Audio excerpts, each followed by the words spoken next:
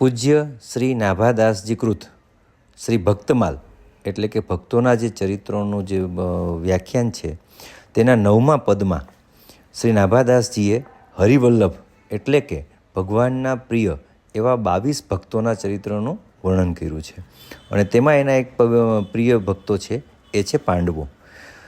પાંડવોના નામ લેવાથી શું ફાયદો થાય એના માટે આપણા શાસ્ત્રોમાં એવું લખેલું છે કે ધર્મો વિવર્ધતી યુધિષ્ઠિર કીર્તનેન પાપમ પ્રણશ્યતિ વૃકોદર કીર્તનેન શત્રુર્વિનશ્યતિ ધનંજય કીર્તનેન માદ્રીસૂતો કથયતામ ન ભવંતી રોગાહ.